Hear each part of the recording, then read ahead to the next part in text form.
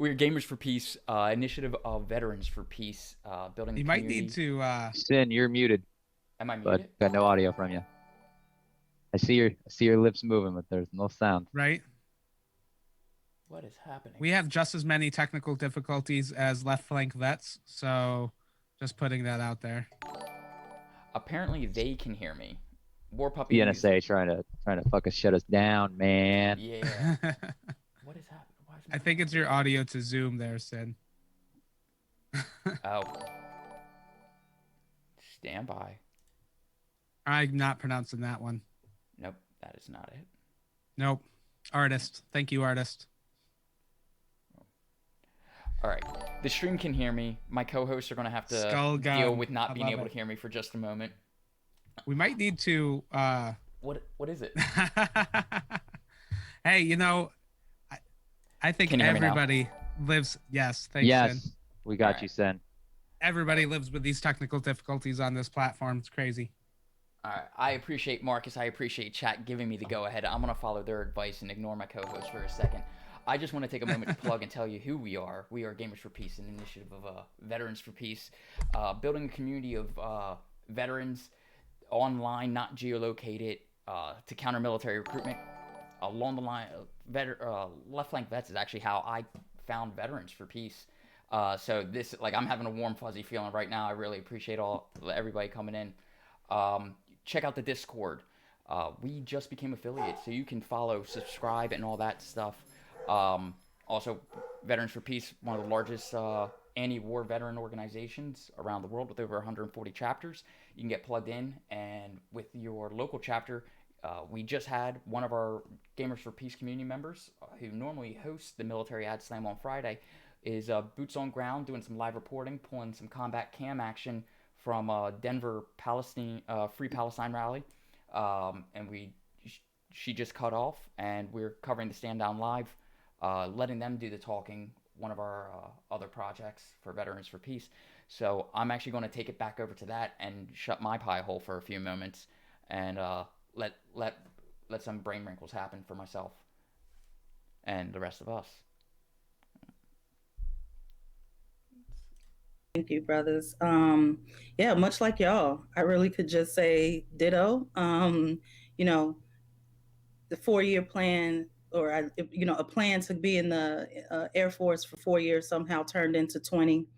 I didn't process a lot of it, just operations tempo, and just tucked a lot of stuff in. Right, there wasn't time to really, I don't know, being drunk on patriotism and unit mission really didn't allow for space to question much. There was always a contradiction within me. I didn't know really where to put that.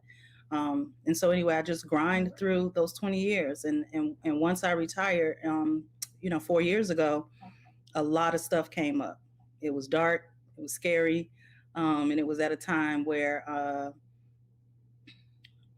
I just had so much shame around what I had participated in. I started reading my old reports, and I don't know why I put myself through that, but I tucked everything that I had earned in a box and started a process of just reading to understand what I had missed in my community in the past 20, for those 20 years. And then, a part of that, was to get engaged in a community.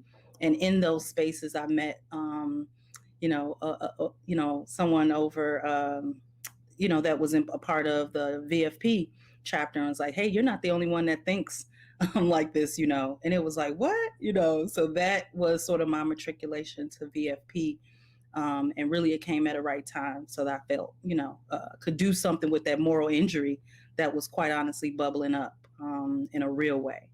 So, this space has been therapeutic, but at the same time, it's like Mike said, it does, some of these talks, we have to spend like a couple days offline, and how we kind of chop it up, to sort of keep each other and hold each other up. So I appreciate everyone on today.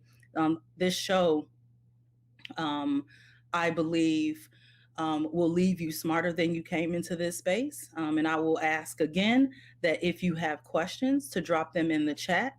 I will ask you to keep an open mind and own the impact of your words, because, being in community means that when we don't understand, or we have a different understanding, we yield for those who are in this space, particularly our guest. I'm excited to bring our guest on, Sandra Tamari, who is gracious to spend some time with us.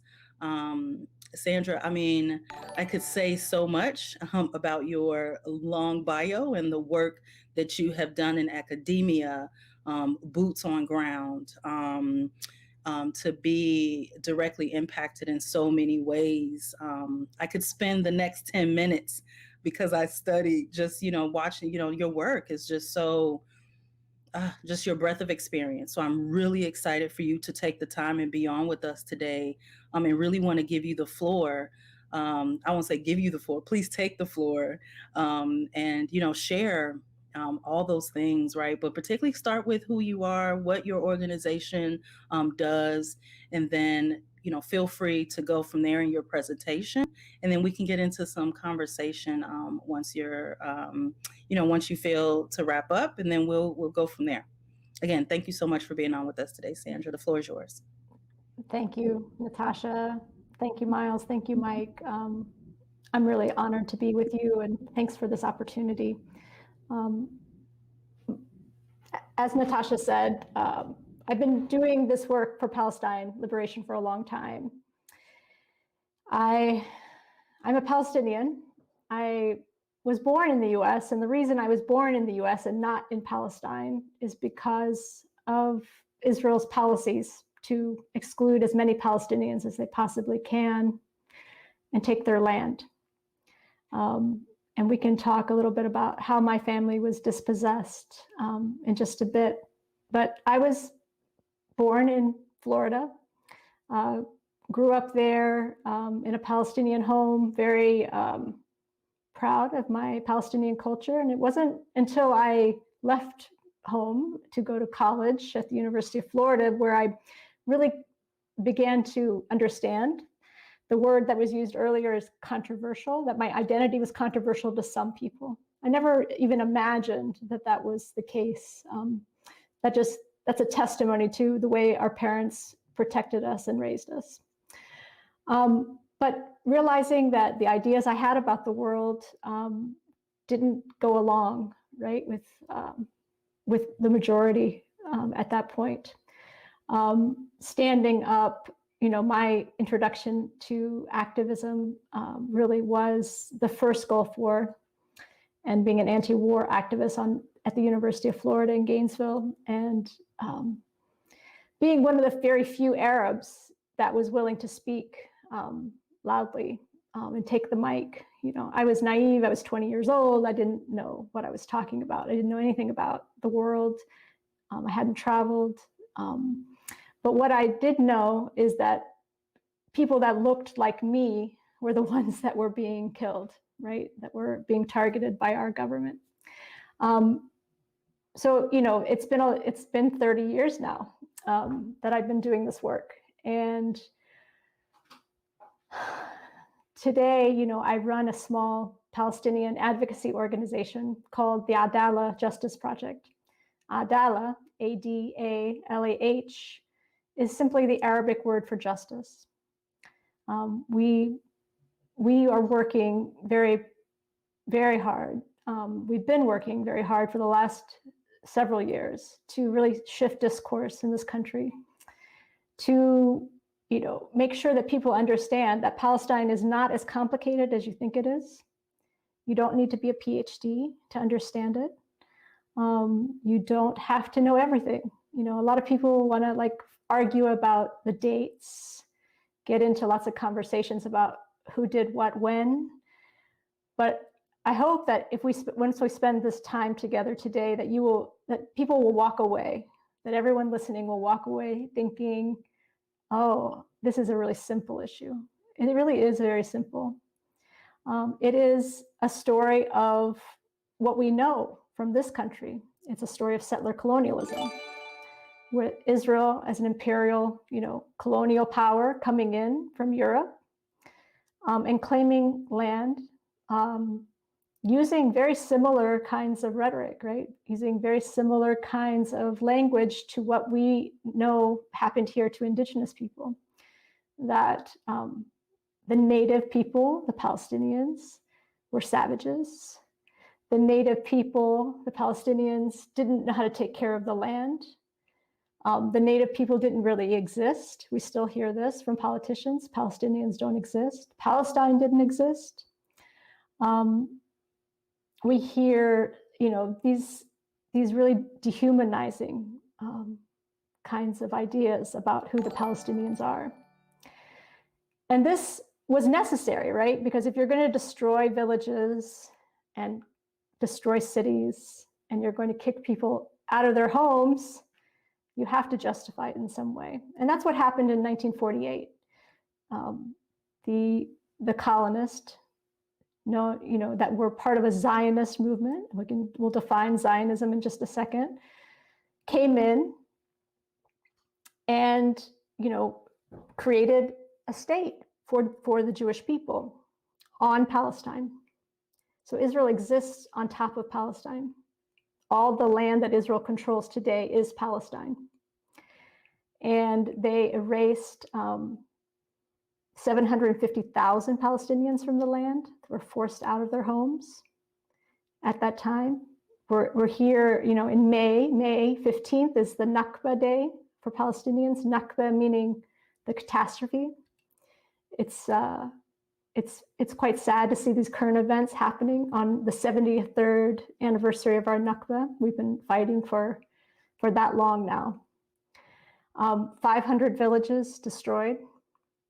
My husband's family comes from the areas of 1948 Palestine, the parts that became Israel, the Israel proper. His family is from Jaffa, which is a town, it was a vibrant Palestinian city, just south of Tel Aviv, what's current Tel Aviv. Right now it's being targeted by fascists, basically. We have settlers running through their town and destroying Palestinian stores and homes.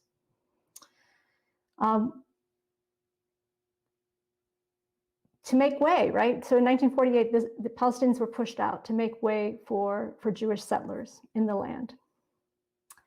Zionism is the ideology that they used. Zionism is a political ideology that they wanted a Jewish supremacist state, exclusively Jewish, on that land in Palestine. It is the core of Israel. Israel is a Zionist state, meaning that when they say that they're a democratic and Jewish state, they mean that to maintain a democracy, they have to set up systems that make sure that they are always in control. They have to erase Palestinian life, even though some Palestinians remained, right? 20% of the people that live inside of Israel as citizens, right? Citizens, they have passports. 20% are there, but they don't have the same rights as Jewish Israelis. This is about as much land as possible with as few Palestinians as they possibly can. So this was 1948. We have all kinds of laws on the books that make sure that this 20% of the population never has political power, is always knows its place, is targeted by extreme police violence. Until 1966, this population was under military rule like we see in the West Bank with checkpoints, surveillance, all the things that we know today, and continues to be targeted today. Today, we saw a video just coming out now of a Palestinian citizen of Israel, being pulled out of his car on live television and being lynched by a mob of Jewish fascists. So this is what we're dealing with. That's not.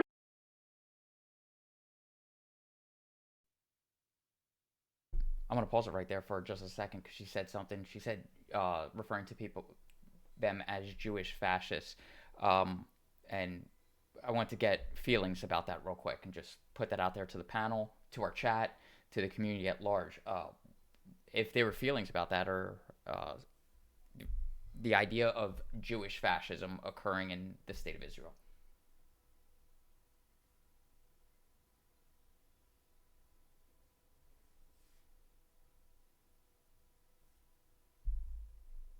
anything to the panel?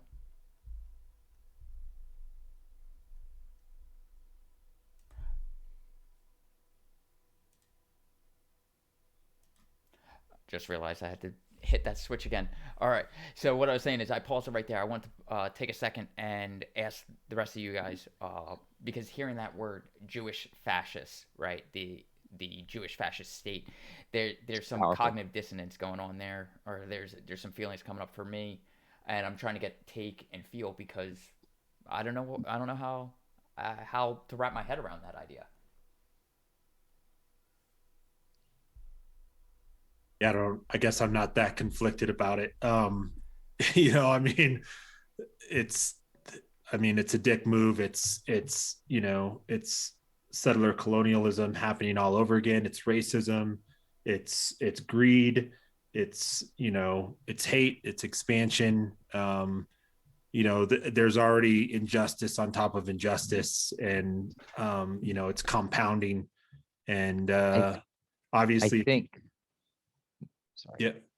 Go ahead. I was reading chat and I chimed up. I'm so sorry for cutting you off. Yeah, go ahead. I think what Sin was hitting off of, like what the conflict is that in Western civilization, because of the way we've always supported Israel and the way that we view Israel through the lens of like the Holocaust and World War II.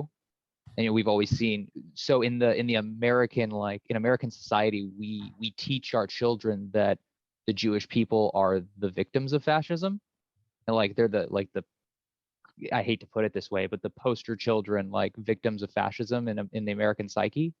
And so to try and take that bias that's been put in you and like move past it, to recognize that their behavior is directly fascist and what they're doing in the Gaza Strip is fascism, is it's a forced cognitive dissonance from like I think it would be like the bias of the cave, right? Like where you come from. I think I would add too, like there's this, in Western society we have, how we take groups into whiteness and white supremacy, right? So I think a lot of, not as the far right as like the neo-Nazis or Proud Boys or something like that, but in majority of American society, we often consider people of Jewish descent as white at this point. And, looking at the people in the Gaza Strip clearly not being white, I think there is like this realm of white supremacy that plays into role in how much we support Israel versus the Palestinians. And I'm putting that in quotations because it's all Palestine. It should be all Palestine. Fresh Cow hits on something in the chat where they say you also have to distinguish between Jewish people versus Israelis. Right. But I would argue that in America, one of the core issues we're talking about is the fact that it's a misnomer to claim that the Israelis represent all Jewish people. For sure. But it's done on purpose. I would say just as an effect of being primarily Judeo-Christian here in the West, there's a connection between, like, there's a kindredness people feel, I think, in America from a religious perspective, and it's wielded as a way to support Israel through propaganda. And it works by conflating all Jewish people with the actions of the Israeli government. I mean, if you're justifying violence and state violence by, legal and cultural power backed by religious right, and you're supported almost globally financially, and you're brutalizing a population you're already occupying, and excusing, massive like military violence against them as national defense when you're already occupying the territory, and you're supposed to be basically warden of that region. I mean, that's unjustifiable, and that is fascism. Like it is. Like 100%. You don't even need white supremacy or anything else. Like we're merely stating that it's fascist, and it is. Right. Absolutely agree. I wanted to draw attention to exactly that point of the difference, and thank you guys for hammering that home. All right, I'm gonna keep this playing. I did make an audio switch. Give me a thumbs up, panel if you can hear this still. If you can hear the YouTube with this switch. Even to talk about the occupation. The occupation is just simply a continuation of what started in 1948.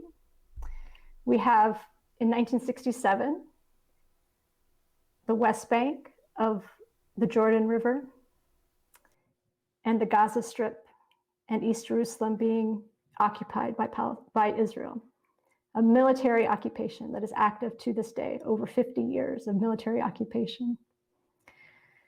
The events that we're witnessing today were sparked by the resistance of 4 families in the Sheikh Jarrah neighborhood of East Jerusalem. East Jerusalem is under military occupation. Under international law, Israel is not allowed to send its civilians and settle in those areas. As we know, Israel has settled almost 1 million people in the West Bank and in East Jerusalem. But this neighborhood is being targeted because the plan is to take over East Jerusalem. When Trump moved the embassy to Jerusalem, was it last year, the year before last? COVID has given me a lot of confusion about time at this point. The year before last, the whole idea was to entrench the Israeli claim on the entirety of the city of Jerusalem. And so that has given Israel a green light to continue to occupy, continue to settle its people and to push Palestinians out. So these 4 families in Sheikh Jarrah said, no, we're not going to leave. And so they mounted a huge protest. And all the credit goes to 2 young people in the Al-Kurd family, Muhammad and Muna, who have been live streaming, events in Sheikh Jarrah. Muhammad in English, Muna in Arabic. And if you look at their Instagram feeds, their live feeds, you can't help but understand the pain and the sadness they're going through. For Palestinians watching this, we see what our grandparents and parents endured. Because my father, as I mentioned, he wasn't displaced in 1948. He was displaced in 1967. We are from the Palestinian town of Ramallah. And my father in 1966 came to the US thinking he would make some money and go home. He was looking for a job. There was, it was difficult to make a living in the West Bank. And so, the West Bank at that point was under Jordanian rule. He came to the US. But in 1967, a few months after he had arrived in the US, Israel took a census and registered all the Palestinians that were in the land. They kicked out a lot of people too during the war. They pushed a lot of people out. They made things very difficult, so they would push them to the other side of the river and put them in Jordan. But my father was not in the registry. So at that point in time, right after that occupation of 67 began, he lost his ability to return home. He only can go back to Palestine now as a tourist, even though that his whole life had been there. His family remains there. He can only go back as a tourist. And I, who used to go often as on my US passport, have been banned. When I tried to go into Palestine in 2012 to attend a cousin's wedding and be part of a delegation, I was denied entry by Israel simply because I have a Palestinian name and I'm active. And so we now have, generations of people who have been denied their right to be on the land. And so when we saw Mona and Muhammad and Sheikh Jarrah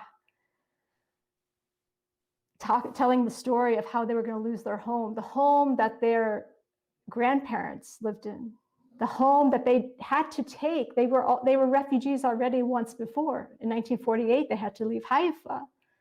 And it wasn't until 1956 that they were settled in this house as refugees, that they're going to be displaced again. They wouldn't bear it. They wouldn't bear it. And they've been telling the story to the world. And that was that was the spark. You know, just days ago, we saw the Al-Aqsa Mosque, the third holiest site in Islam, being bombarded by the Israeli military, stun grenades being thrown at worshipers, bullets flying. So you want to pause it for a second? And then, you know, It is paused. I just wanted to. Okay, cool. I just wanted to comment about how much this translates over to the Native American struggles, the indigenous people of the United States. It is a mirror. It is just like such a direct translation on what's happening in the Gaza Strip versus what happened during when Europeans came over to the Americas. And it just blows my mind how we repeat the same thing with with just like a new wrapper or a new coating. It's the same exact mechanisms, the same exact things, the same exact justifications, with just like a new wrapper on it. And it just blows my mind every single time. I understand. I definitely hear that. Thank you for following Cherish Gal. Appreciate it. Welcome to Gamers for Peace community. I'm gonna pause the Stand Down live because we have Plantifa boots on ground from the rally right now. Plantifa. Oh, maybe not. Like she cut out. I'm not hearing you, Chris, but yeah.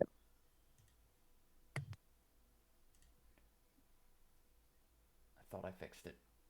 All right. There it is. So Plantifa joined in and then cut back out. I was just saying that we're pausing the Stand Down live because I wanted to bring her back in, who's live from the Denver rally. But she cut back out. So I'm just going to keep an eye out. And if she comes back in, we're going to switch over to her. But I'm going to take us back into Stand Down live until then. Is there anybody wanted to add anything to what Phoenix was just saying? yeah, I don't know. I mean, it's amazing that we have we have this amount of media, social media. We're interconnected globally. The world is witness to this. It's not this isolated situation. In some part of the world where now we're interconnected internationally, and we even have checks and balances, or we're supposed to internationally, and we can see that they're failing. The power that these global networks and alliances have are just continuing to allow this to happen and enabling it, and they're not stepping in. So we have more of an opportunity now to prevent this sort of imperialist violence somewhere on the map, and we're failing to take responsibility and do it. We continue to fund it. We hear our leaders here in the United States making excuses that Israel has the right to defend itself, when we all know that that's incredibly bogus. It's just smoke and mirrors to continue to confuse massive amounts of public and to create excuses for folks that want to see the violence, that they can justify it in their brains and not feel some sort of responsibility towards it. And it's gross. It just made me think of how when I was in Afghanistan as an intel analyst, the biggest threat right to our camp was local nationals just building a dirt mound and lighting a rocket and hoping it hits, right? Compared to the sheer amount of money and artillery and armor that we had as American soldiers in that country. That's the comparison, right? Like, it's like they throw a rock and Israel sends a nuke, right? They have that power, right? Is so disproportionate. How can it be anything other than a colonial takeover, a complete eradication of a group of people within this country? I also like the assumption that because they're the victims of this violence, that they have to just lie down and do nothing and like beg America to come save them. Like, why is it always like, no, no one else can defend themselves. You have to ask America for help because we decide who's right and who's wrong in the entire world. You know what I mean? Like by the sheer nature of like a bunch of like on one hand, American media loves the idea of like a bunch of like rebel fighters, like with bandanas tied around their heads, like fighting for freedom against all odds for invaders. And then in the next breath, we want to act like Palestinians fighting back against being bombed and their children like literally being blown to pieces in their arms is like they're these evil, like horrible people that just want to destroy Israel. Just the dissonance, just the mental gymnastics, man. They had gold fucking medal in mental gymnastics. It's mind blowing. It's absolutely mind blowing. On Apex Twitter, they have between an ally that uses weapons to defend its civilians and a terrorist organization that uses civilians to defend its weapons. That's, I mean, it's, they're going to continue to try to confuse and, you know, persuade not only the American public, but the world to continue to justify this bullshit. So the other day, and I'm sure Sandra's going to get into this a bit more, but the other day, as things were starting to unfold, the somebody that I used to know who's involved in a lot of left-leaning progressive movements involving Israel also, and mobilizing and doing things with people in New York and young children, high school age children and whatnot. I started talking to them about this, and the conversation became justified about there's 15% of the population on Supreme Court, and 15% of the population does this in the official capacity of the Israeli state. Being 15% Palestinians or Arabs are represented in the country of Israel and in Gaza. And there was a complete lack of acknowledgement that this is an open air prison. Like the fact that it's the way that those people are coerced and that population is sidelined in those areas where they represent themselves completely went over their head. The fact that they live in an open air prison the size, like a densely populated area that is constantly under surveillance and military guard from the Israeli state, and it just completely sailed over this person's head, and it turned into a much larger conversation. But it's crazy the mental gymnastics that occur that get justified. Metagame gate, open air prison. Yep, absolutely. All right, keep this going. From there, Israel has gone to every length to put down Palestinian resistance, protecting the settlers, protecting these fascist mobs that are going after Palestinians in cities throughout historic Palestine, throughout all the land, and bombing Gaza yet again. Gaza, a place that's been occupied since 1967, and for 15 years now has been under complete siege. 2 million people, not allowed to go, not allowed to come, where 40%, more than 40% of the population is under the age of 14. So when Israel says that it's attacking Hamas, that is just the boogeyman that they use, right, for putting down Palestinian resistance. When they bomb Gaza, a place that is, the size, let's see, I think the dimensions of Gaza, very tiny, 2 million people, 10 miles across and 30 miles long. I mean, imagine 2 million people in this space. If you bomb Gaza, you're going to hit children, when half the population is children. There's no avoiding civilian injuries. They always make the claim that it was, a mistake, right? But there's no mistaking. And just last month, Human Rights Watch issued a scathing report saying that Israel is an apartheid regime. What do we mean by apartheid? We mean apartheid is a legal term, not only what happened in South Africa, but an international law term that means that you have two sets of policies. One, for Jews and the other for Palestinians. And Israel is engaging in apartheid to further its colonial ambitions to control everything. So I think I'll stop there. There's a lot more to say, but that gives you some of the definitions and some of the background about what we're witnessing.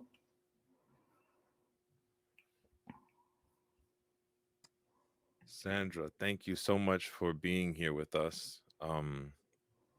I draw so many connections from what you share, and I have just a question, a simple question about work. When I was in Cuba, I saw work being done by Cubans who weren't allowed to live on the base. Does that happen in Palestine, in Israel? Maybe I need you to explain the question a bit more. Not allowed to live on the US military bases? So are people who perhaps live in Gaza Strip, you know, working in Israel proper, but have to go home at night or go back to their families? Do they work in service jobs? Is there like, is this, it sounds to me like a police state used for human human population control, and maybe used for labor purposes, or you know keep a prison you have a population here, you can use them for things, is Yeah, it's a great question. It used to be many decades ago that Israel was more dependent on Palestinian labor. Israel knew the lessons of South Africa, the lessons of apartheid, and did not want to be overly dependent on Palestinian labor. So it barred Palestinians from taking lots of jobs.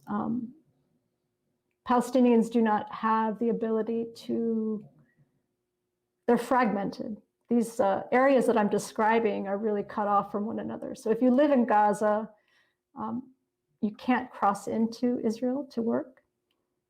The unemployment rate inside of Gaza is over 60%, but they can't seek jobs outside of the enclave, right?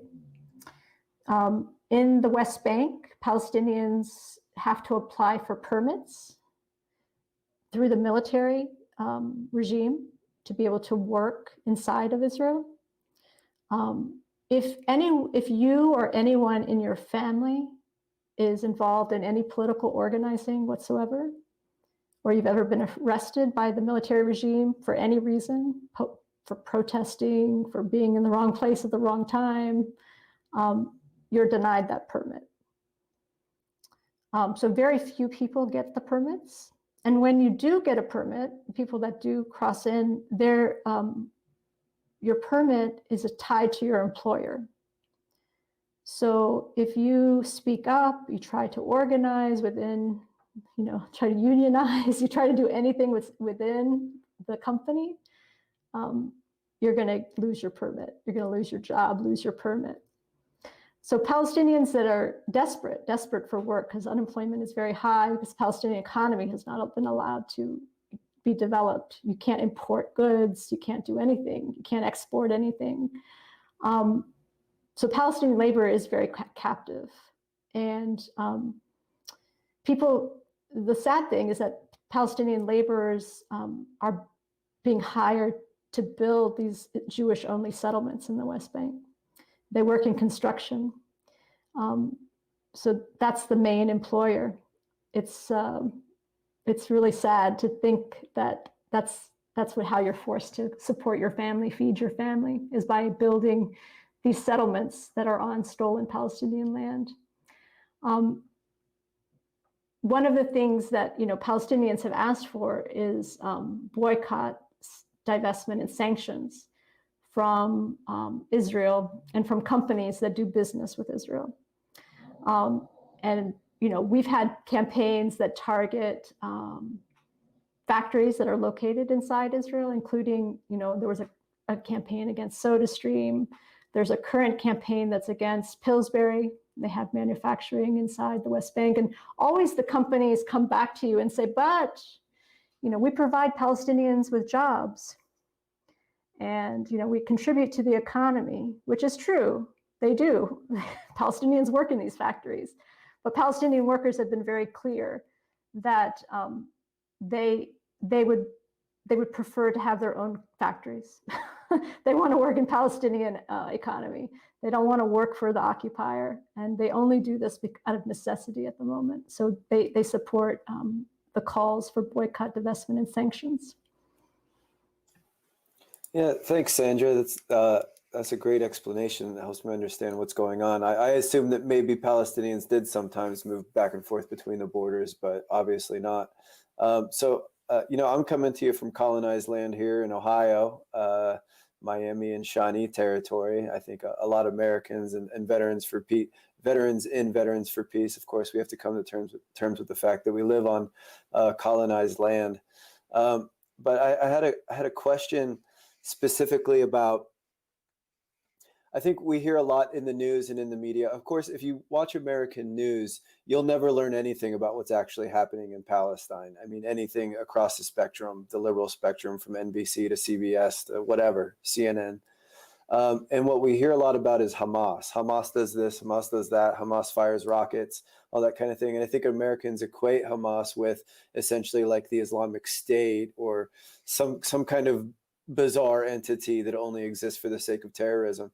But obviously that's not what it is. I was wondering if you could tell me a little bit about what Hamas is and what they do.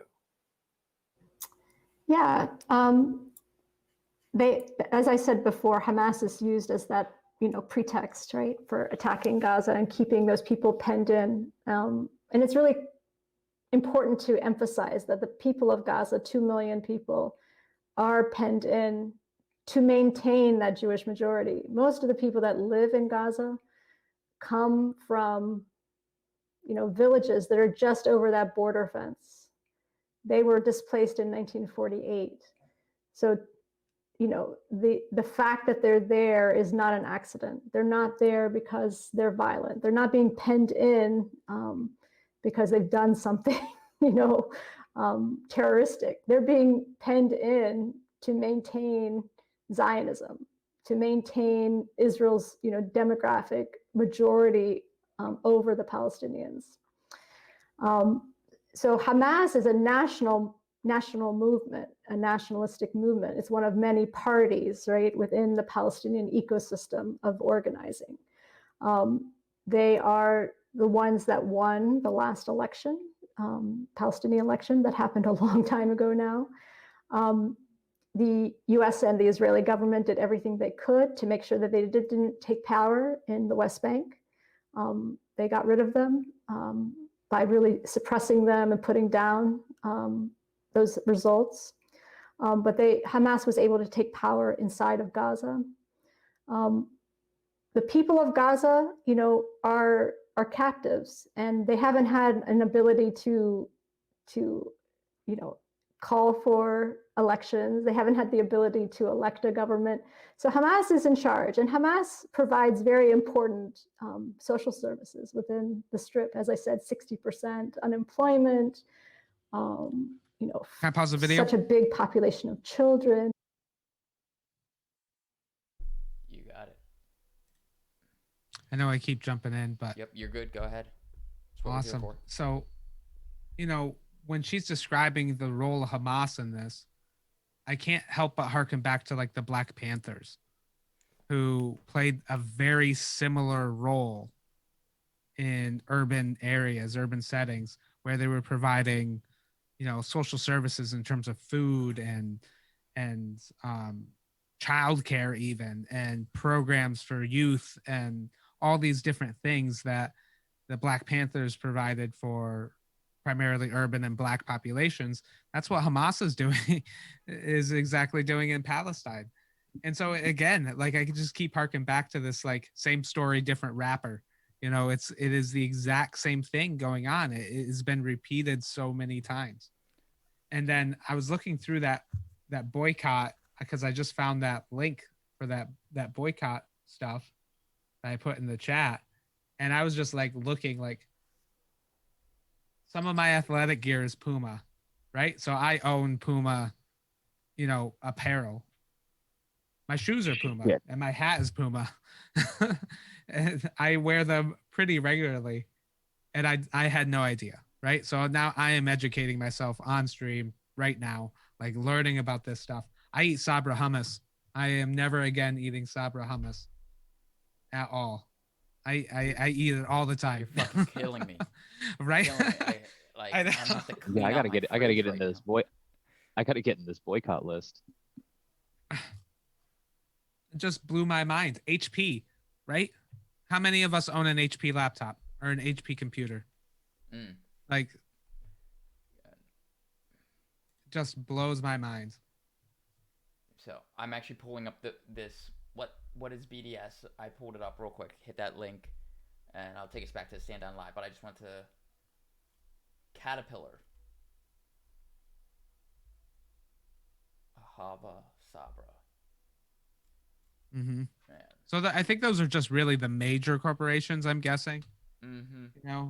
The ones that will probably make the biggest impact. But still, like, even those those are some heavy brands. Well, those are they're considered major multinationals. So Right. those are brands that you're going to see, not only in the region in and around Israel, but you'll see all over the world, right? You'll see them in China, you'll see them in Japan, you'll see them, in Europe, you'll see them here in the United States. Like those are like universal brands now, and they own, the amount of sub brands underneath them are extensive as well. So a lot of times you won't even know unless you do some extensive research, like all the small corporations that are bought and folded under them and still use their individual branding. So sometimes you just don't know unless you go and really break down like who these companies are and what is it that they own, and the stuff that's actually produced in these regions or support the apartheid in general, are pretty extensive. But yeah, I want to go back to this idea of Hamas being like a Black Panther organization. I think that they are grounded in this mutual aid And idea. And you look at a lot of resistant movements, and especially resistance against colonialism in India. You're going to have kind of nonviolent movements, and you're going to have kind of more of like militant resistant arms, and sometimes they're one and the same. But to deny, look, we weren't largely supporting as a nation Black Lives Matter movement enough for a bunch of white people to get out in the streets and protest until like police stations were burning down. We weren't taking the movement seriously until the majority of Americans supported the burning down of a police precinct. I thought never in my life would that happen, and what do you do to get attention when you're living under oppression and violence all the time? You have to strike out. You have to resist in any way that's possible when I your believe life is in that situation, right? And like I might be committed to nonviolence, but I can't say that's coming from a place of immense privilege, that I'm able to say that, right? If I was oppressed in the situation that folks are, not just in Palestine but all over the world, can I say that I'd be dedicated to nonviolence to try to when my own liberation is at stake? Probably not. And folks that condemn racial justice movement protests that become violent and structural violence, not physical, personal violence. They're hurting things mostly. Obviously this is a different situation in Israel where hundreds of people are being killed by Israelis in one night, and a retaliation where 3 people die in Israel, is Right. a little bit different circumstances. But I think the moral of the story is that people who are under this sort of oppression and violence have the right to resist. Mm-hmm. I I remember when Portland came across my Twitter feed and the social media I was on last summer, and it was when the moms showed up, the wall of moms at the Portland protests, and the wall of veterans that joined the wall of moms. Was that a VFP effort? I wasn't associated with VFP at the time, or was VFP have presence in Portland? Yeah, we had some members out there, but we're largely organizing around it. So the Wall of Vets were like a spontaneous group of veterans in Portland that banded together. It came out, and then it started becoming more viral, and other vets in other areas started joining the Wall of Vets kind of movement, and then it kind of, I think it got a little co-opted and it got funky there, but I'm not, I'm not altogether sure, but no, we've had some vets out there, and even in Portland, we had a member that was very severely attacked by cops and pepper sprayed in the face and hospitalized because of it. So yeah, Mike Hasty, very prominent, long-standing member of Veterans for Peace and a good poet and photographer, was out there just taking photos, trying to capture things and take photos, and was hit. But yeah, I can't remember the gentleman's name, the veteran who was one of the lead figures of the Wall of Vets. Was it's inspiring. He was very humble and didn't want the attention.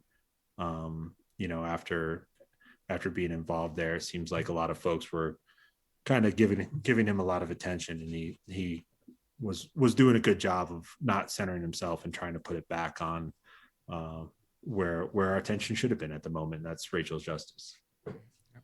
I think that harkens back to the skill of what veterans bring to activist movements in general, right? We end up gathering a lot of attention just because of the fact that we're veterans in these spaces, and then we push it back onto the issue. Like, it's just like this funnel of redirect. And I think we try, not always. Right. Right. It takes a lot of work to do it, and it's you have to have good intention, and it's a lot of internal work to make sure the efforts are directed at the goal and not at a saviorism or making it a performative part of your own healing journey, which is important. Like, nobody can say that a veteran in an activist space isn't on their healing journey and isn't doing it as part of their healing journey. But there's a fine line between I'm here to seek redemption and I'm here because it's the right thing to do. And therefore I'm on the right side of history being redeemed. And to always keep in the back of our heads as veterans that aren't the demographics or populations that are directly affected by this stuff, that we have to make sure we are leveraging our privilege as veterans and in the various other demographics or labels that we have that privilege, that privilege is being leveraged towards the efforts of the movement and not towards the efforts of yourself or our side of it, the veteran issues, because veterans get a lot of benefits. The privilege that veterans have is a fucking lot. And those privileges are privileges we want to see for everybody else. And those privileges are what allow us to enter these spaces and be a voice for these other groups, to platform them, to put veteran bodies in places where other people might not be able to because of financial reasons or time reasons or things like that. There are privileges that veterans have that prevent police think twice when they see a veteran, right? Sometimes it's not all the time, but leveraging that veteran bodies to the front, just like you hear white bodies to the front when in some of these protests, is just as important. And leveraging that privilege for these other organizations, just like we're leveraging our privilege to platform Sandra and be a voice against militarism and the military side of this apartheid state, right? And that's very important that we continue to keep that in focus. So I'm gonna turn it back over to Sandra unless somebody else has something to say. I think we're good. Cool. Misclick. Shit. It happens. I think Side I- of the enclave, right? In the West Bank, Palestinians have to apply Video for sounds permits not there, Sin. through the military regime to be able to work inside of Israel. If you or anyone in your family is involved in any political organizing whatsoever, or you've ever been arrested by the military regime for any reason, for protesting, for being in the wrong place at the wrong time, you're denied that permit. So very few people get the permits. And when you do get a permit, the people that do cross in, your permit is tied to your employer. So if you speak up, you try to organize within, try to unionize, you try to do anything within the company, I'm gonna jump us forward a little bit. you're going to lose your permit. You're going to lose your job, lose your permit. Just a few moments. So Palestinians that are desperate for work, emphasize that the people of Gaza, 2 million people, are penned in to maintain that Jewish majority. Most of the people that live in Gaza come from, villages that are just over that border fence. They were displaced in 1948. So, the fact that they're there is not an accident. They're not there because they're violent. They're not being penned in because they've done something, terroristic. They're being penned in to maintain Zionism, to maintain Israel's, demographic majority over the Palestinians. So Hamas is a national movement, a nationalistic movement. It's one of many parties, right, within the Palestinian ecosystem of organizing. They are the ones that won the last election, Palestinian election that happened a long time ago now. The US and the Israeli government did everything they could to make sure that they didn't take power in the West Bank. They got rid of them by really suppressing them and putting down those results. But Hamas was able to take power inside of Gaza. The people of Gaza, are captives, and they haven't had an ability to call for elections. They haven't had the ability to elect a government. So Hamas is in charge, and Hamas provides very important social services within the Strip. As I said, 60% unemployment, such a big population of children. They're keeping things, together in a terrible situation where, they've already, when you think about like this latest assault on Gaza, we've already got like 50 casualties, right? Is just one of many, right? We had assaults in 2014, 2012, 2008. If you are a kid in Gaza, this is like your fourth war, right? You're under the age of 16. This is all you've ever known. You're not allowed to bring anything in. Food is rationed.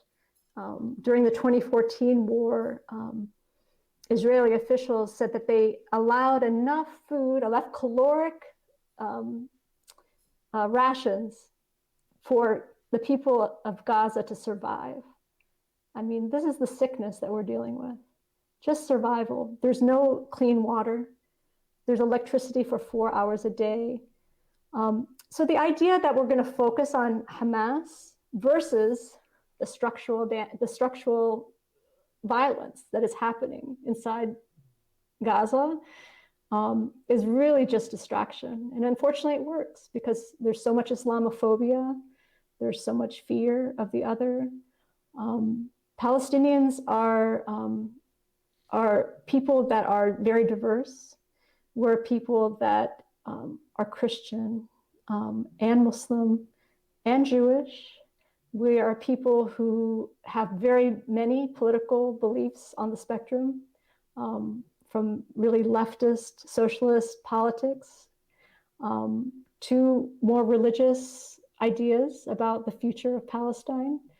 And Hamas is what the people of Gaza chose. It was what the people of Palestine chose.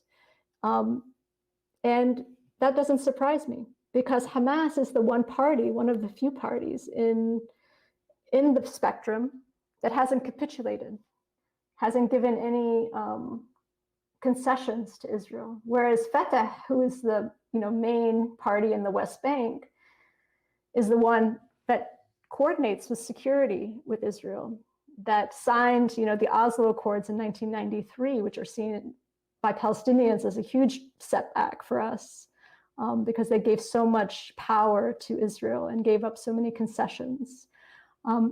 So this is the political system that we currently have. But what we're, I would say that there's a lot of hope that young people are changing the political trajectory. As I mentioned, Mohammed and Muna and Sheikh Jarrah are really part of a sweeping, change in the country, and led by young people. And really, what's really quite amazing, and it's not getting press, and maybe the story will come out eventually, is it's a lot of queer and transgender folks in Palestine that are leading this movement. And it's beautiful to watch, because these are people that, Adalah Justice Project has been, partnering with, because we've always been concerned about the future of Palestine after liberation. Like, we don't want a Palestine that's replicating all the things that we're suffering from now. We don't want a Palestine that is patriarchal. We don't want a Palestine that is closed. We want a Palestine that's diverse, open, feminist, has all of these things that, why fight for a revolution? Why fight for change if you're going to simply be, building up the same systems of oppression? So I'm really hopeful that these people that are pushing forward today and fighting today are building a new world. Thank you. I'm gonna pause it there for just a moment. Switch this back so you guys can hear me. Pause it right there for just a moment, because this, what Sandra was just talking about, the queer LGBTQ feminist movement, that's this youthful energy that's leading this push for freeing Palestine right now. This movement that's being led. It reminds me of when I was on my work up to go to Afghanistan. There's a book I read called The Places in Between, about a guy that, and I think it was 2002, walked from one side of Afghanistan to the other right after the invasion. And in it, there's a block of pictures that talked about the region in the 60s and 50s, the imagery of Afghanistan. And it also tied into the imagery of what the social life, that democracy that was thriving in the Middle East, in Iran at the time, with the way the cities, the industrial nature of it, the cityscapes, the universities, the education, just this the very, very rich and diverse and inclusive life in these areas, that American influence or U.S. influence has directly been the reason that these areas are like the way they are now. This colonialism and imperialism that took away some of this, and that this progressiveness, and we're starting to see that be what's coming back and starting to lead this. I think it's really important. Yeah, Phoenix, I agree with what you just said in chat. Like, I would not have pictured that. I know that it's there and has a long storied history in Muslim Islamic nations in the Middle East. The progressive stuff and the education, the arts, and all of that is from there. So I just want to pull that up. Go ahead, Phoenix.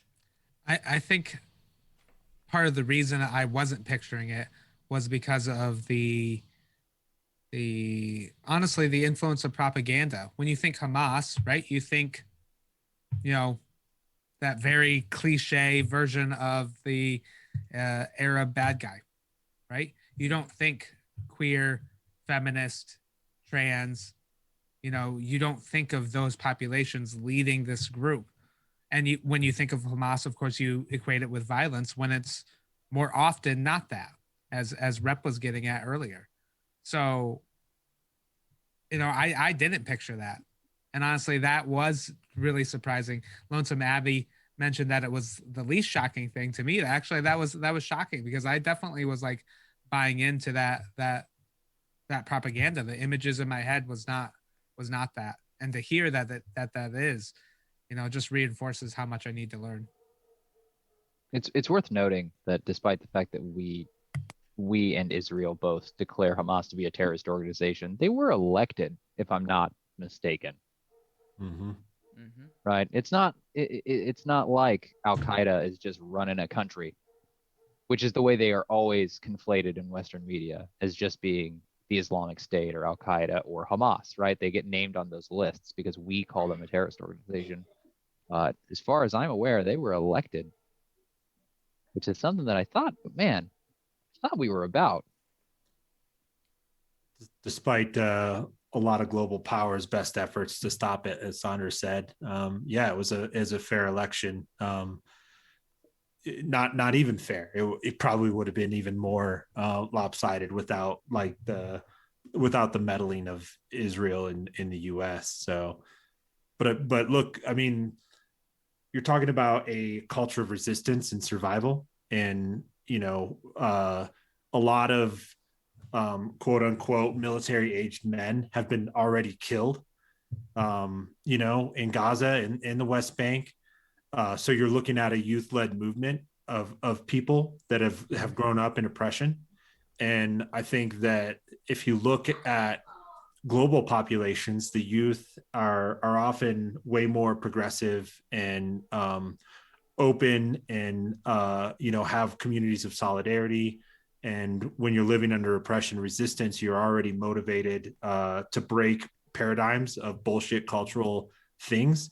And I think that you're going to see acceptance of people for who they are rather than oppression of like personal identities, right?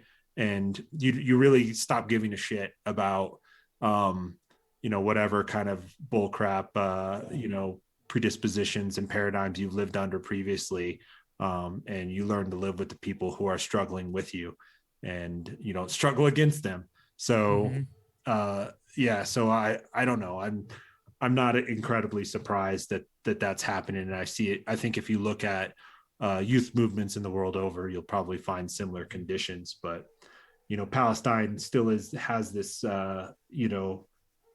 Mediterranean machismo sometimes that you'll see in Lebanon and other places, still kind of shows up there. But I think you're seeing that broken down in areas like Palestine and the West Bank.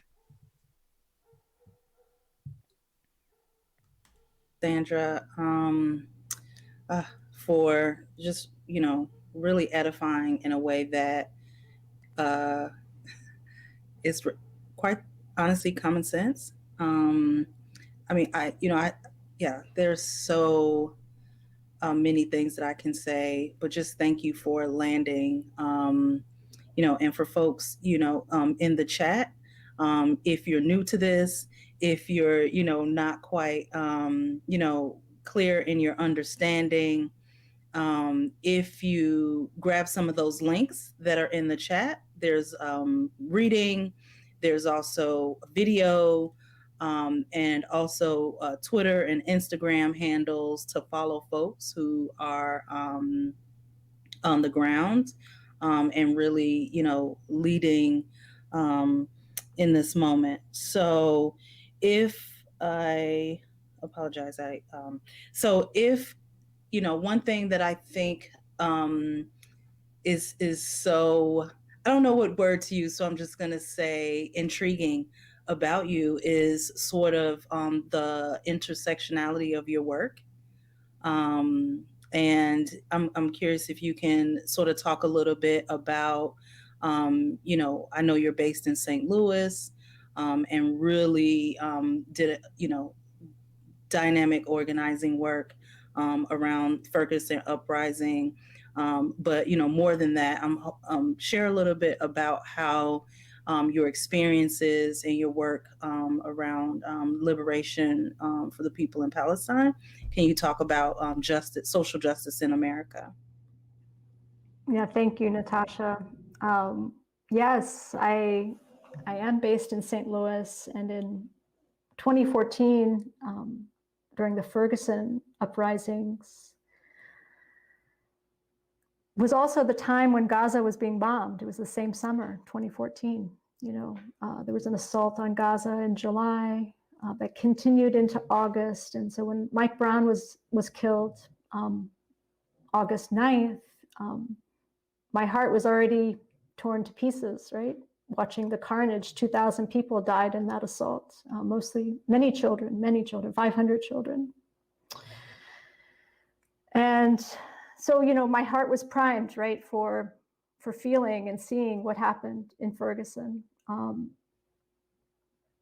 When we were starting to get reports on Twitter of what had happened, before we even knew Mike Brown's name, we saw the same tactics of dehumanization. He was a thug. He was useless. He was big. He was ready to attack.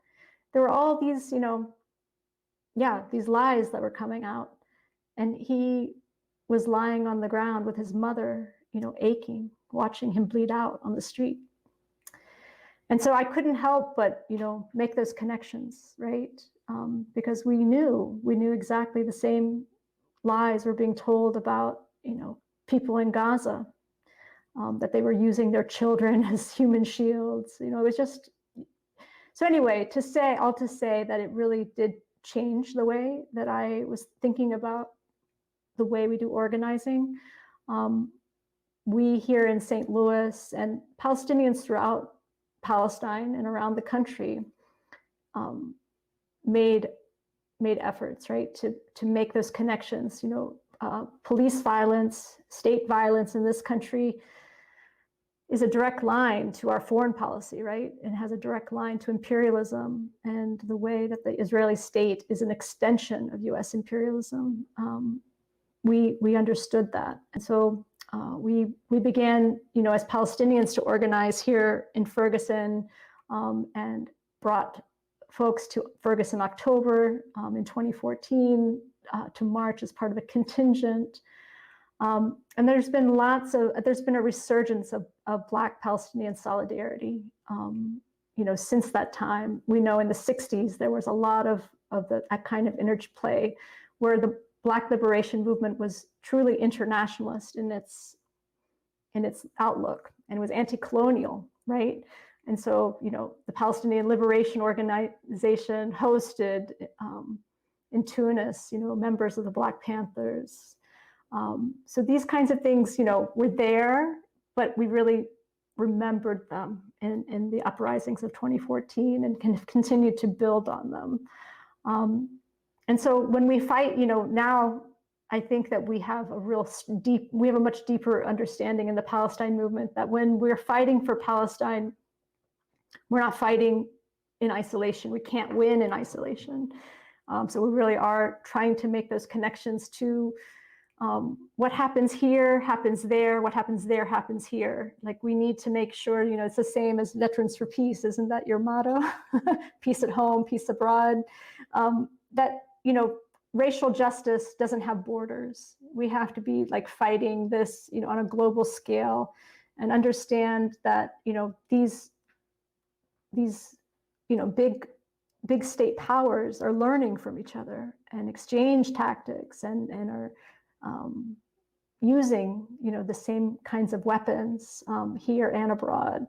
And so it's just it's a learning process for all of us, but it really does help you see the world through a new lens. And so, for Black folks, I think, seeing the world through the Palestine lens helps them understand their own oppression. And I think for Palestinians, seeing, the Black struggle, seeing their struggle through the Black lens helps them understand where they're located too. So I think what we do for each other is that we help each other realize that we're not alone. And so that's how we approach the work. And we do this not only with Black liberation, but with indigenous struggle, with immigrant rights. So we really, you don't build a wall on the southern border of the U.S. They're inspired by Israel's walls. All of this, comes back and forth, and it's the same companies, same, corporations that are building all of these systems. The connections you make, Sandra, are just they're beautiful. They're so vivid. They're easy for people to see. The same corporations. You said before we got on air that the connections are simple, and you really do lay it out in such a simple way. The multinational corporations building the dams that are destroying the water systems, building the prisons. I've heard it said of Gaza, I think that it's the largest open air prison in the world. And a connection to here would be the largest prison population in the world, with 48%, almost 50% of the inmates being Black men, just making up 12% of the US population. We have millions of, almost half of our men are in prison.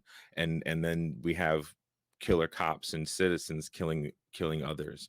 Our struggles are very much aligned, and have been for a long time, and completely tied to patriarchy, as you say. And the same systems are devaluing the earth and limiting the futures the chances for our children's futures at the same time, while telling all these lies. It's like living in, like Mike always says, it's like living in Star Wars and realizing that you're on the Death Star.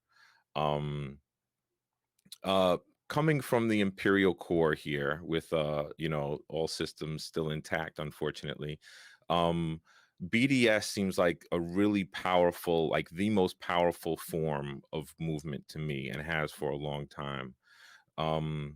People are so tied into the economy. People are so tied into their jobs. And can you speak to the power of targeting certain companies again, and highlighting that, making the choices, because that's something that people can do right now here at home, or wherever they are, wherever your homes are, and for whoever's home you want to boycott. Can you speak power to that again, please? Yeah, that's great. Thank you. I know that people are always looking for like a list of companies, and they want to be able to like not buy from those companies and then wash their hands of it, right? The reality is that Israel is not generally exporting, goods that you buy on the shelves, right? They're exporting, for the most part, defense systems and surveillance and drones and these kinds of things. Those are not things that you and I generally are buying. So we have to think about, in creative ways about how we do our boycott and divestment work. Here in St. Louis, just an example, Veolia was a company that was doing, that does water management and builds roads and does different kinds of municipal services around the globe. They were bidding on a contract here in St. Louis to take over the water system. Colleen, who's in the background doing the tech here, was a big part of this campaign. They wanted a contract and they wanted to take over the water system, privatize the water system. Palestine activists got word of that, and we were able to launch like a municipal campaign. So targeting the board of alders here, the city council, to reject that contract, and we were able to win that. So everything is really localized. You have to do some research about what's going on in your city. But national campaigns that are happening include campaigns against Puma, that has relationships with Israeli companies. The other one is a subsidiary of G4S. G4S is a big security company that runs prison systems. They still run at least one prison inside of Israel for Palestinian political prisoners. And they run huge facilities here in the US, detention centers for children down in Florida, and lots of the immigration detention centers are run by G4S. So those are national campaigns, and I think Colleen has dropped the link for the BDS movement. That would be a good place to go for national things. But other than that, you really need to sort of get together with some savvy researchers and look, what is your city invested in? What is your state invested in? Who are they doing business with? And then from there, you're building, kind of a campaign. A new campaign that's launching is Demilitarize, from the US to Palestine. That's really talking about these police exchanges between Israel and the US. And so there are more resources that are on the BDS website that talks about that. But you could also look to see if police in your city have traveled to Israel for training. In most places they have, and you could launch campaigns to have your city councils reject those kinds of training programs. Yeah, it's great that you to say that. Our in Chicago, our police superintendent has strong, I think several. I mean, I'm not sure where he was. I think he was in Dallas before Chicago, but that is something that immediately stuck out when he was being, looked at as the mayor's choice. And we see that in the way he leads this rogue, largely corrupt police department that's under a consent decree, federal consent decree for reform, and it's not going well. And so when the leader has that sort of training and, really an ideology around how to treat people, we're seeing and feeling that in the streets for sure. So I love that you mentioned how to, and there's folks who's doing organizing work around that here in Chicago we have some progressive city council members who are also very vocal about their support for BDS as well. So one thing that I am curious to hear you sort of, just sort of share a little bit more on is like, what can people, sort of. All right. I know we are over time a little bit, much longer than we kind of originally planned, and there's so much more we could probably delve into. I encourage everybody to look at the resources that we've kind of put into chat, especially about the BDS movement. That was eye-opening. There's so many things now I have to get rid of in my own home. That's I'm gonna have to get on board with that movement. I also posted another link in the chat about the demilitarized U.S. to Palestine.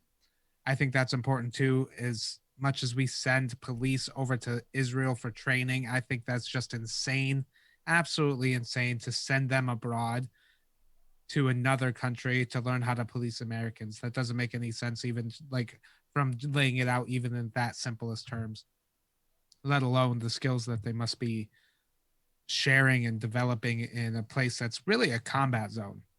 I would characterize it as a combat zone. So, yes, you know what? That's a great idea. Can we link that YouTube video as well? I think that'll be super important.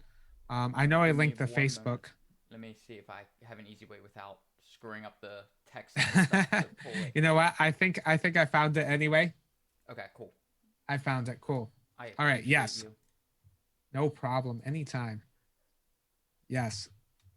There's the YouTube video as well for this that has the rest of the talk. I really hope we can do a little bit more of this too. Some of this information is super important and just is so informative. I learned so much from this movement. The pictures I had in my head of Palestine and Hamas and all these things are definitely not the reality. And a lot of that comes from the indoctrination of what we hear in the media and what we learn from people who benefit from the continued conflict within that area. So, but I know tonight we are still doing FPS Friday right after this. So stay tuned because we'll just be transitioning over to a new thing, I believe. Mash, do you want to tell us a little bit about what we're doing FPS Friday tonight? Yeah, we originally had a separate topic to talk about for this week, but that's going to get shelved, and we're just going to keep the conversation going about the Israeli-Palestine conflict. We've got some more articles to talk about, and we're just going to kind of keep that up. So stick around, and we're going to take a short, quick intermission for a couple of minutes. Stand up, drink water, and then we'll be back to play some Call of Duty Warzone and and talk about this egregious situation we as the world find ourselves in. Yes, and if you'd like to get plugged in terms of playing video games with us and potentially being on stream, we're always looking for people to come compete. We are trying to compete in different video game arenas, of course, to combat the militarization of this gaming space, because the U.S. military is also here, and we want to shut down their message as much as humanly possible, because ideally this information is not being heard by the majority of the population and really needs to be. Yep. And we need people. Come out. You guys play Rocket League, if you play any first person Right. shooters or anything. Yep. Rocket Come League, hang out in the Apex. Discord. Yes. You can find the link below. Let's keep organizing, keep working, until war is just a fictional thing that we play on video games and doesn't manifest in the real world. Yeah. At some point, it should be theoretical. Yep. Absolutely. So with that, we're going to go on a short break. Thanks for joining us. I'm just going to do just wrap up final plug for the whole thing, just for the VOD, for the clips, real quick, and then take us out. So we are Gamers for Peace, an initiative of Veterans for Peace, building a community of veterans and veteran allies and associates to help confront the military-industrial complex and the recruitment of children and adults in video games and internet spaces, especially on the Twitch platform. We also want to platform the progressive issues and the issues that that VFP fights for, has working groups for, committees, and participates in direct actions. We want to mobilize and be a source of information and part of we are part of the anti-war effort, and so would love to have all of our viewers check us out. Join us on our Discord, like Phoenix was saying. Links down below. Like, follow, subscribe now, because we have recently just became affiliates. I know some people get ads now. Unfortunately, Bezos has to get the money so that we can actually get out to you guys and spread the anti-war message. So subscribe, use your Prime sub if you haven't already to sub to us. Give us those Bezos bucks. We will gladly take those so that it doesn't come out of your pocket. And our schedule's down below. And with that, since we're just going on a break and coming right back, I'm going to fade us to this really cool looking intermission screen. And everybody, have a great night. Have a great night, folks.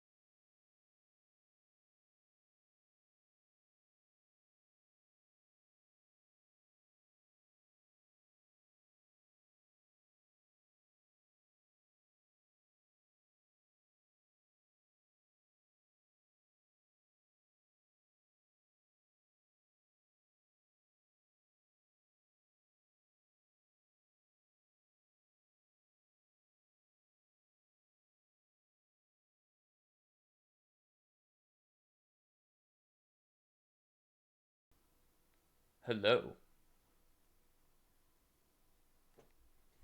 We're live now. Yes, we are live now. What's up, guys? It's Mash. It's Coach Mash and the FPS coach here at Gamers for Peace. This is our FPS Fridays. Normally, we have a structured topic ahead of time that we talk about, but because of this week being as crazy as it's been with the conflict in Palestine and the Israeli aggression there, we are going to be continuing our conversation from the discussion that happened just a little while ago on AdSlam, where we were watching the Stand Down live show and talking about the issues that came up from it. And we are going to carry that over to our FPS Friday and continue the conversation while we play some going to be Apex Legends this time around. If I can get Steam to open. Sin's already in lobby waiting on me as always. You know. Sin, you want to take this opportunity to introduce yourself? Yeah, I will. Let me go from up here to, hey, this is Sincerely V. You know, I have to throw my sultry voice at the introduction. So I think that's my running Every thing. time. Every time. If I don't do it, like it's a whole mood that I got to get into. But anyway, first I want to thank the 15 viewers that we have from the previous that made it through intermission, plus all the viewers that were here before that came up from Left Flank Vets and all the new followers and everything. I'm Sincerely V, member of the FPS team and community member of Gamers for Peace and digital organizer for Veterans for Peace, helping create this space to platform veterans and the veteran community and create a community where veterans find veterans sharing similar hobbies and interests and that want to put some energy and efforts into changing the world for the better, right? So thank you for being here. That's what Gamers for Peace is, and that's who I am. Krabby, you want to try and follow up behind that master class and how can I? How fucking can I? Oh, you Hi guys make me everyone, I'm blush. Bitch right? Hi everyone, I'm Bitch Fans with Krabby, but you guys can call me Krabby. I am a member of FPS, actually on the team of FPS. I am so not here. so many acronyms. You notice we acronym everything just like we're in the military still. Everything. That's how you know we're vets. That's the test of being a vet. I am on the FPS team, but I am a member of G4P. I am just so done with this fucking planet, guys. I need a fucking break. I know, right? I just need another drink. How do you guys want to start this off? I mean, I put together some questions, right, on the fly. Mm-hmm. I'm in the middle of launching Apex, so we can dive right into one of those if we want. But Sure. and let me start right here, I guess. So I'm gonna go ahead under the assumption that everyone in our viewership knows about what's going on right now, in general sense, is aware of what the Gaza Strip is and the conflict that is taking place there. So if you don't know about the conflict between Israel and Palestine, Google it. You know, read about it. It's huge with tons of history, and I'll never be able to cover it in any summary I could ever give you about the conflict would do it no justice whatsoever, and I'd leave out all kinds of really important stuff. So please go read about it. We're going to talk about the increase in hostilities that has happened just recently. And leading into my first question, I want to ask everybody here, when did you first hear about this increase in hostilities? Because I'm sure that Gaza's kind of been on everybody's radar, but when did this recent increase in hostilities show up for you? Because for me, I know I spent a lot of time on Reddit, and we saw, so my first experience with it. Sorry, I finally got into Apex. My first experience with it was seeing a Reddit post about like bombs going off in Gaza, and and then it got to the top page of Reddit, and then by the end of day there was 3 or 4 clearly propagandist posts that were pro-Israel that were flooding Reddit with all kinds of like really shilly comments, and that's what got me to start paying attention and dig into what's been going on more recently. I'm just curious to see like what other, like, At what point did you wake up, roll out of bed, and see, oh shit? Does that make sense? Yep. For me, because things are the world is time soup. I want to say 2 or 3 days ago, and I think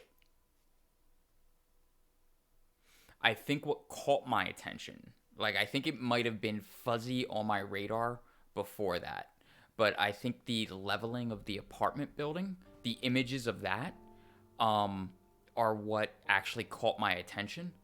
When in Sheikh Jarrah, I think that's what really got me, and I believe that was 2 days ago, like on the 13th, I think. Yeah, it's hard to tell because the destruction's been constantly ongoing, right? I was reading an updated thing just 30 minutes ago that there had been bombs dropped, and that some 20-odd people were dead or missing, and they were searching for people in the rubble, and it was this whole situation, right?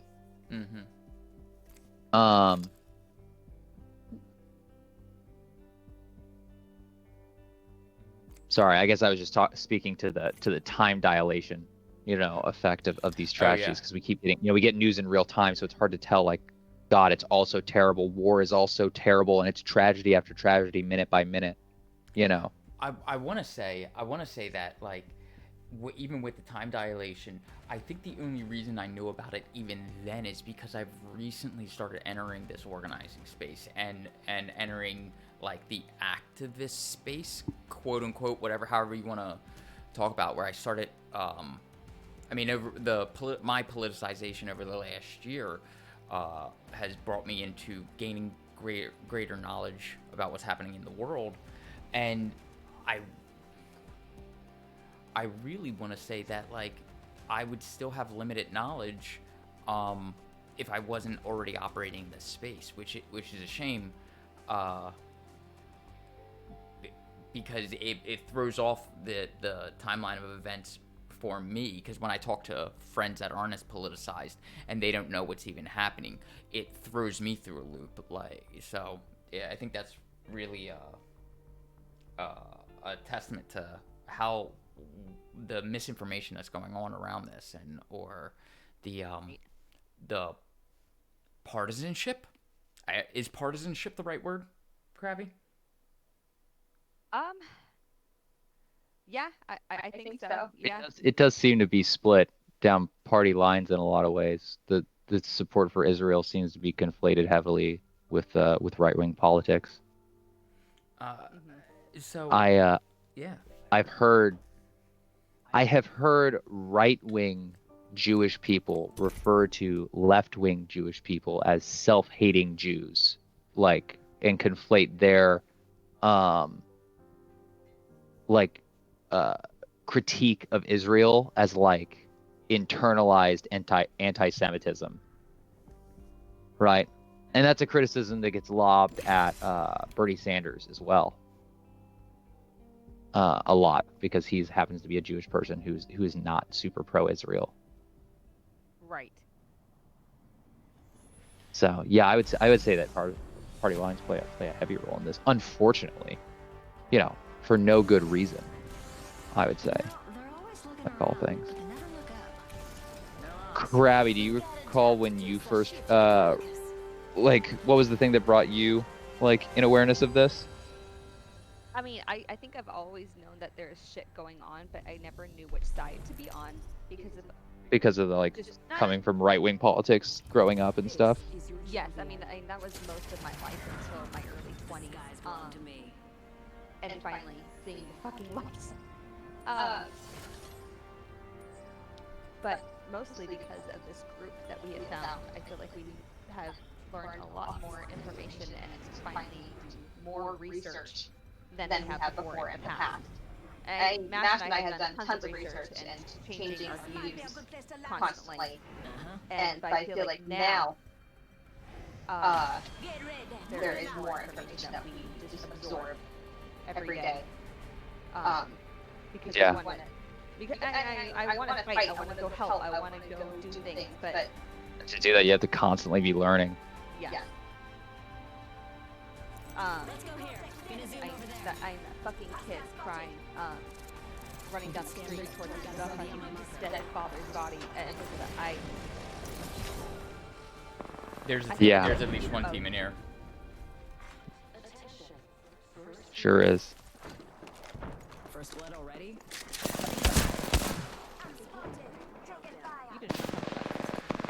Firing.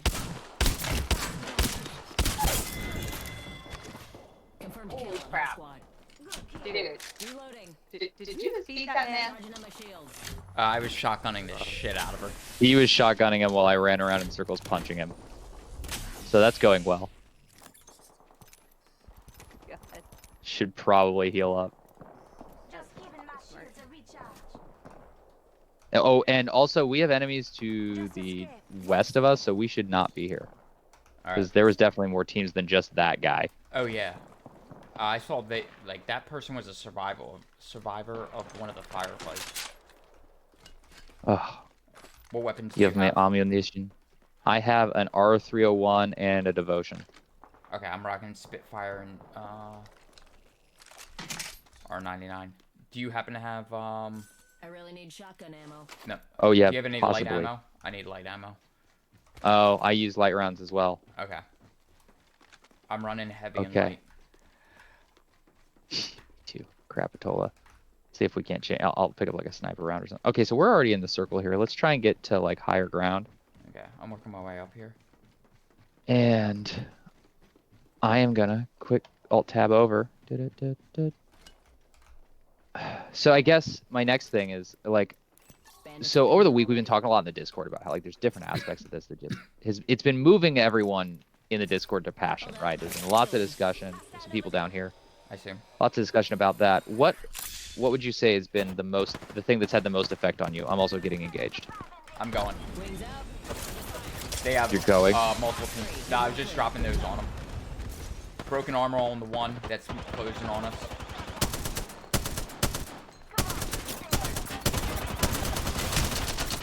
Reloading. Freaking action packed here, Shielding man. them. Shields. Yeah. Oh man, I'm I coming in jumped on you down in and a he killed second. me. The droid is a droid guy and he's like right on top of me.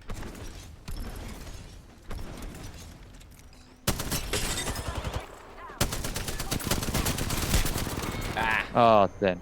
Okay, well, I broke his armor at least. It was a good try. Good job, guys. okay, we're distracted by the subject matter is a big part of it. The Mhm. subject is pretty goddamn important too. Yeah. So hey, what part of this crisis? So what part of the crisis has affected you the most thus far, or has been the most heinous in your eyes? Like, is there anything right now before we like are starting to reach for like discussion questions, headier topics? Is there anything that's burning in your mind, where you're just like, God damn it, this just makes me so fucking angry. I want to talk about it. So, I watch TYT. I like TYT is the closest thing to like mainstream media that I like, that MSN type feel. I like their objective. Like, I consider them to the right of me, but I like their coverage generally because I find it is objective, and that's like just who I think they are, what I like. But their coverage, I was watching them, and they had the defense minister of Israel's announcement of the ground assault that was going to happen, and he was saying, you citizens, you civilians, you Palestinian civilians, we will burn you alive. And you need to stay inside, and you have Hamas to thank for this because they cower behind you. And he went on, and it went on. And he was the moderate, according to Jink, according to the coverage, he was related as this person was the moderate that ran in the last election cycle. Like, he was the moderate. And he was openly admitting or stating things that are tantamount to war crimes. And then just minutes after catching that, their YouTube channel, on that, their YouTube live, catching going to TikTok and seeing their announcement that this was going to be bigger and worse than their 2014 assault on this area, and then watching the videos of people cowering in mosques as explosions are going off, that reminded me of like the shellings and things that would occur in battle. Like as a combat veteran, seeing that kind of stuff and the impacts and just the callousness of the political party, the open air aggression and intent to, in my opinion, admission that this is terrorism. It's state-sanctioned terrorism against a civilian population, in retaliation to what is supposed to be a sovereign nation, or a sovereign citizenship, a government, a nation state. I don't know the correct term, but like that was mind-blowing to me, and that was at the tail end of it. Yeah. And that's the moderate position. And that was the moderate position. That's what happens when you take a middle ground between genocide and not genocide, is you get, maybe a little genocide, which is fucking god awful. It's genocide light, and it's not genocide because they're brown. On that note, can you ready up? I want to shoot something. Yeah, sorry. For peace. Yes, we're shooting things for peace. In a video game. Yeah, I was explaining this to somebody in channel, right? So, first-person shooters are really, like, especially in this context, right? Like, we're playing fucking tag. Yeah.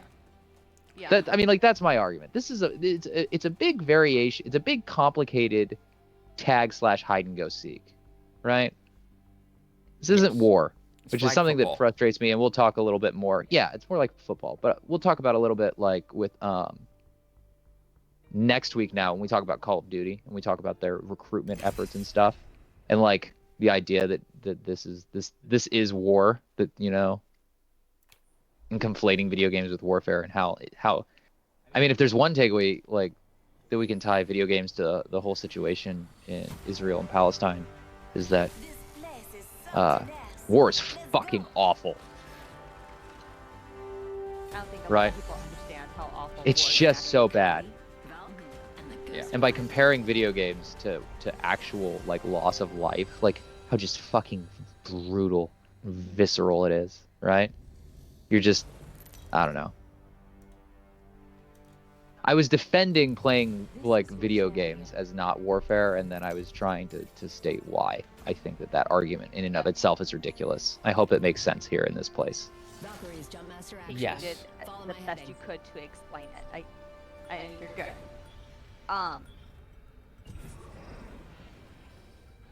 No, anyway. On that note of warfare. Well, yeah, like what's something? So back on the question, what is something Calling the ball. horrible Let's land over there. that Yeah, we'll go there. What is something that out of this whole Hamas situation you saw that was just god fucking awful, right? Like something that like it doesn't have to be, you don't have to answer, but like if there's something that's burning a hole, right, that you need to talk about it, bring it up now. Really fucking frustrated right now trying to find articles on what the fuck is going on over there. Just so we can talk about this right now. That don't I have to sort through all the bullshit and all the lies of social media, and what we're trying to make Israel look like they're the ones that are in trouble, and I don't know how to feel about this anymore. Oh, we got people up Set to above us. touchdown. We're already in the next ring. I'm working my way to. Wings What up. are your guys' thoughts seeing all this Yeah. false media, and it's how Reloading. Reloading. Knocked one down. Nice. Knocked him down. Good clean Oh, up. hey, we eliminated team. Look at that.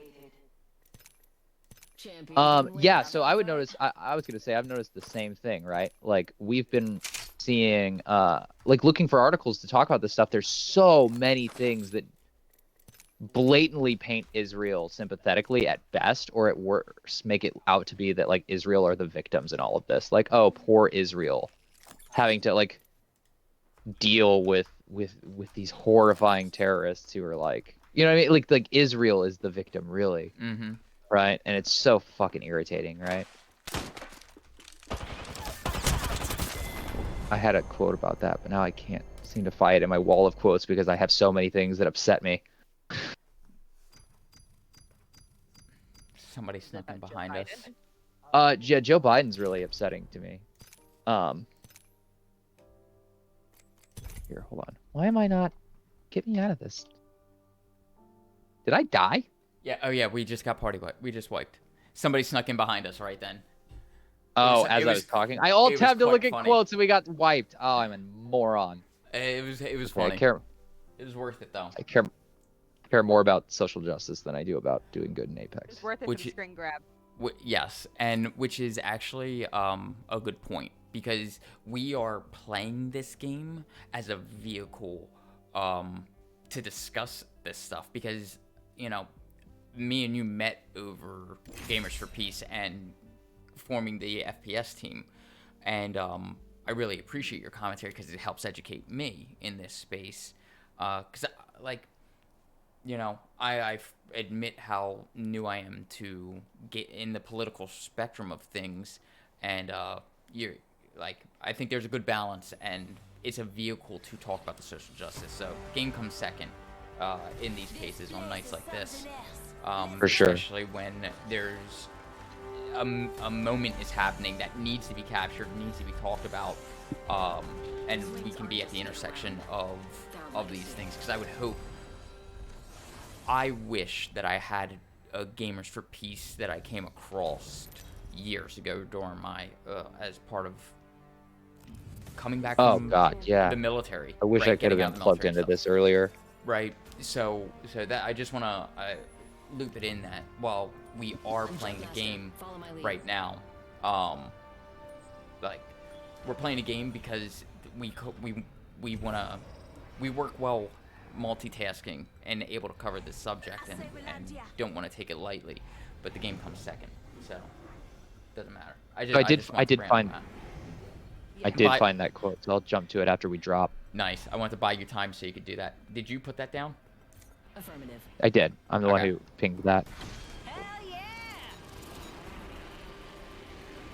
It looks like we may be dropping pretty alone. There's a couple 100 meters to the north of us, and they're pushing away. So we're good. We're so clean. This is a Nice. good place to be.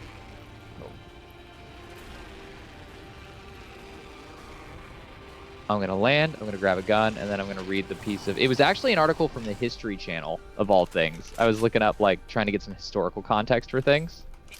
Uh-huh. I'm not sure. Okay. I didn't grab the date for it. It is not a new article, I don't Got a think. ways to go for the next ring. But it's regarding what's going on. Yeah, okay, I got a sniper rifle. That should buy me time, at least.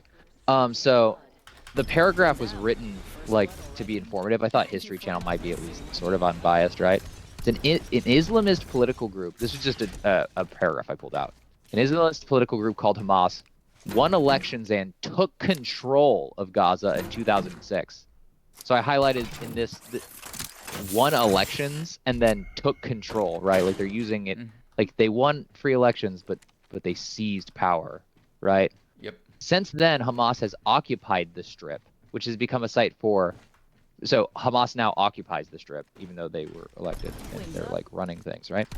Which has become the site for, quote, protests, bombings, land assaults, and other acts of violence. Because protests are an act of violence to be listed alongside bombings.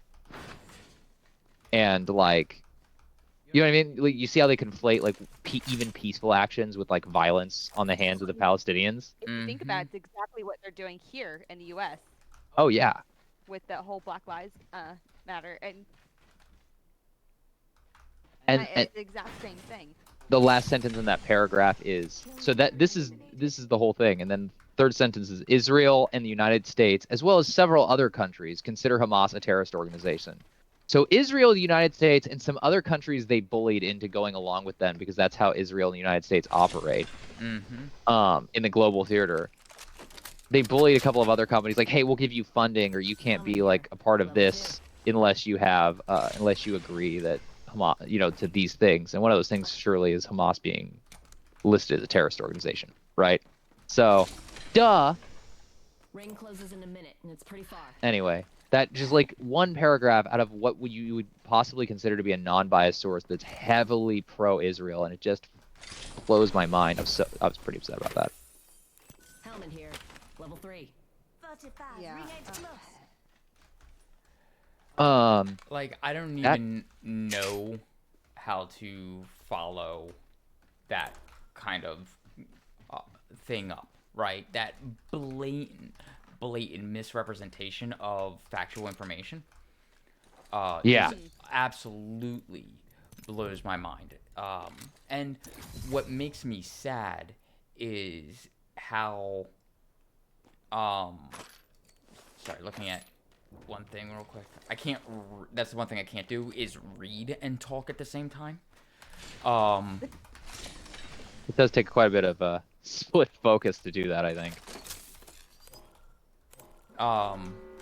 So like I don't know how to follow I don't know how to follow that up because like I would not have applied a lens to the wording, to the semantics that are played in that, to have even understanding of how that frames my like how it's propaganda of the events. Yeah, it's just blatant propaganda, and it comes down to the wording that's applied.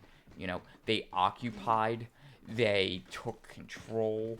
This is an elected government. Like, this is the closest thing that the area could, like, they have had to elections. Some lag.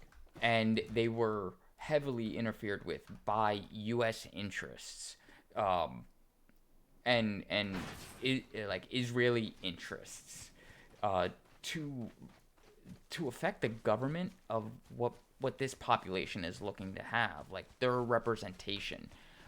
Like, it's really mind blowing that I guarantee that if we continue to go through, Krabby, how many articles have you happened? I wonder, Krabby, how many articles have you gone through and looked through so far, like on the fly, to like have this conversation? And what's the count that are like is like very heavily pro-Israeli versus neutral or objective at best? I should have did a tally. I went through so many, dude. Like, I would probably say at least over 30. Okay. And of those 30 articles you read, how many were like blatantly Israeli propagandists? I would say over at least 20. Jeez. So 2 out of every 3 articles is just like I think I'm needlessly pro-Israel. More pro-Palestinian stuff, just through what other people are finding through odd media. Yeah, like oftentimes I find myself going to Reddit to find good news sources, because there's a lot of like a lot of groupings of leftist communities that news sources that you probably never even heard of before either. Yeah. My sights are set higher. Which I'm sure a lot of people think that's not good, but well, I mean, I don't think anybody in our country at this point is working from a understanding that the mainstream media is not paid off and corrupted, at least to some degree, right? I mean, we kind of saw that with 2020 and back. Yeah, gestures broadly at everything. You know, I'm hoping millions of Americans are actually smart, and I know the other half isn't, but at least we all try. It is sad how close to half that is. How close that number is to half, isn't it? I'm pushing up, by the way, so no. I'm coming. I'm behind you. I'm so sorry. I'm having issues communicating my motivations. My movements here. Hey, so can we talk about Biden? Yeah, Oh, yeah, please, yeah. can we- Bring us into Biden. Okay, so Biden's comments. Let me see I'm if I getting can shot. I'm taking find rounds. it. Effective fire. Oh. 129. Can I get a direction? Directly behind. Okay, so they're getting pushed in then. Yep. Yep. I'm stuck. I got stuck on a wall. I'm getting executed. Nice interruption.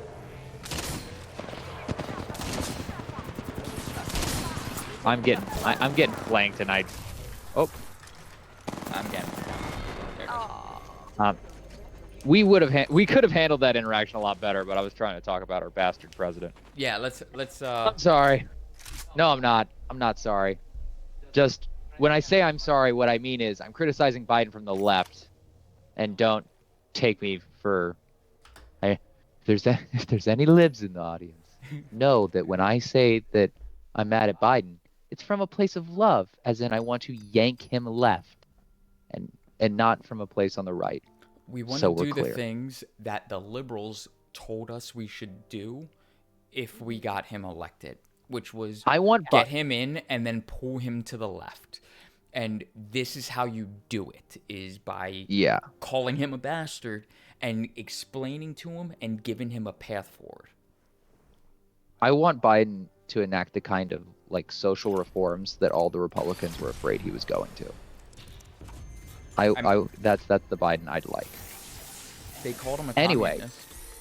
I know. It was such a ringing endorsement from the Republican Party. I don't know why they did that. Super based.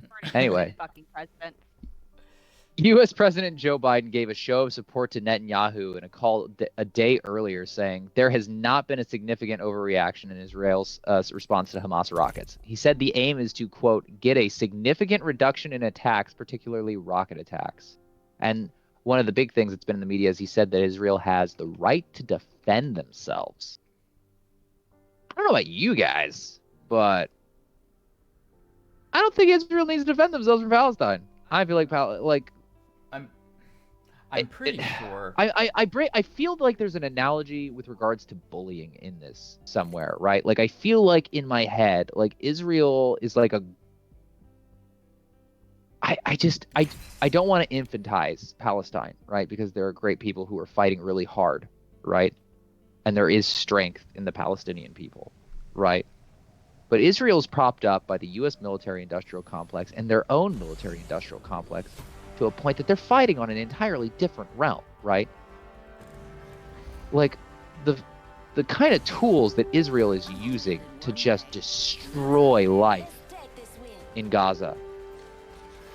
I mean, the international community has to answer for this, and the idea that Israel has to do something because Palestine can't save themselves, and us being the world's biggest military superpower, sitting around acting like Israel's defending themselves against a country that's what did she say on Stand Down Live? A country that's 50% children in population, right? Mm-hmm. A country that's 25 miles long. I don't know if you. How much running did you do in the Marines? They never made me run a marathon per se in the Army, but I've ran close to a marathon before. It's 26.2 miles. Gaza's only 25 miles long. Right? It's 7 miles across, I think. Where am I at? Yep, 25 miles long and no more than approximately 7 miles wide with a population of 2 million. That's ridiculous, man. Yeah. 2 million people in 25 by 7 miles, right? Like, that's a tiny little area, and they're dropping bombs, big, crazy, fucking ugly bombs. Bombs on civilian populations. On Can I link some videos onto the Twitch? Oh, please. Yeah. Absolutely. As a matter of fact, I would like nothing more than for you to just constantly be dropping like hot shit in the chat. I got you guys. Because like holy crap, dude, it's so bad. Oh yeah, Krabby doesn't have Apex. That's why she's not playing. It was the only game that was not in didn't have a random update keeping us from being able to play. Yeah. Why? I didn't even understand why Valorant had an update today. I didn't realize it'd be their update schedule. Yeah.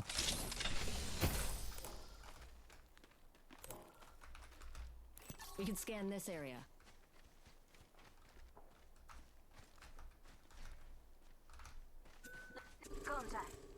I don't know if you've gotten a treasure box yet, but I there's already one right got here one. for you, buddy. I already got one. Okay, cool. Thank I did you. too. Okay, cool. Wings up.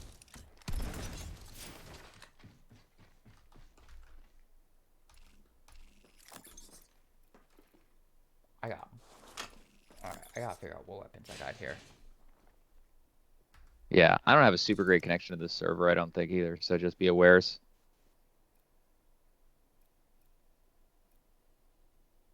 So what's that thing?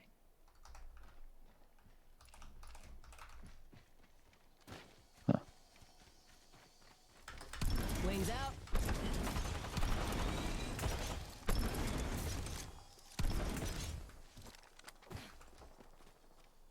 I'm hearing shots off in the distance.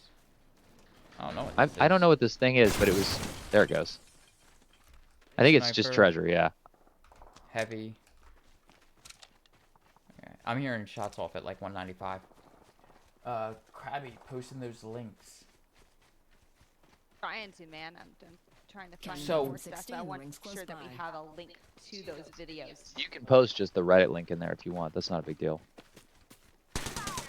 Oh, I'm Dead. getting shot from behind. Last one down. Wings up. Recharging shields. Dave, anything good on him? Nothing.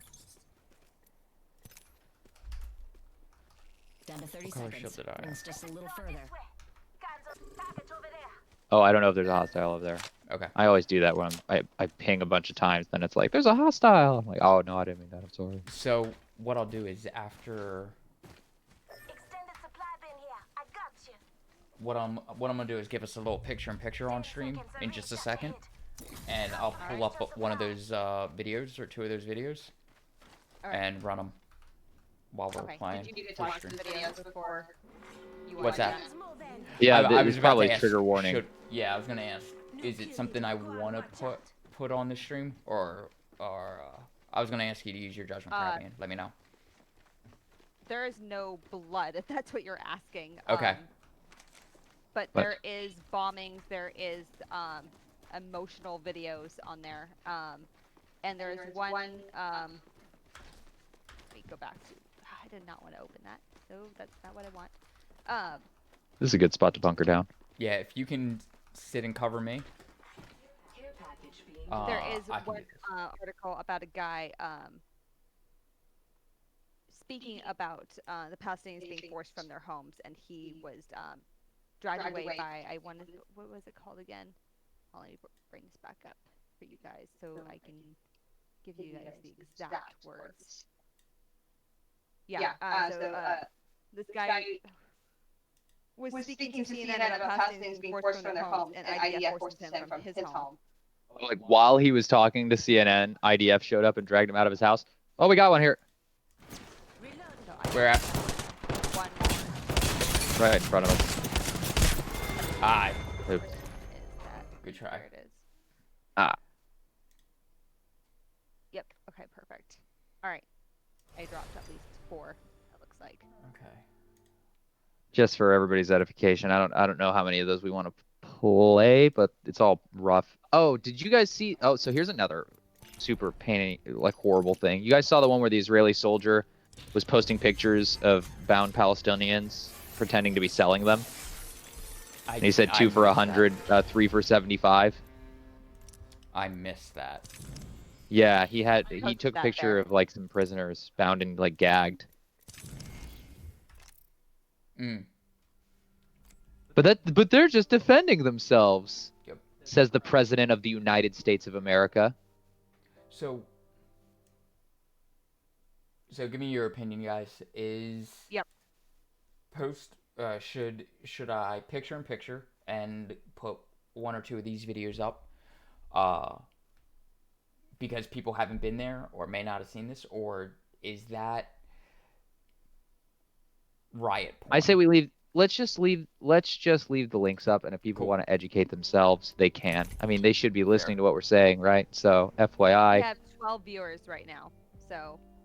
Yeah. Viewers. Am I right? Fair. Am I right? Yeah. I'm sorry. I'm new to this shit. I'm learning. No, We're all I feel like I'm an old person, but I'm we're young. we're not professional like Twitch streamers who got recruited by Veterans for Peace to come over here, right?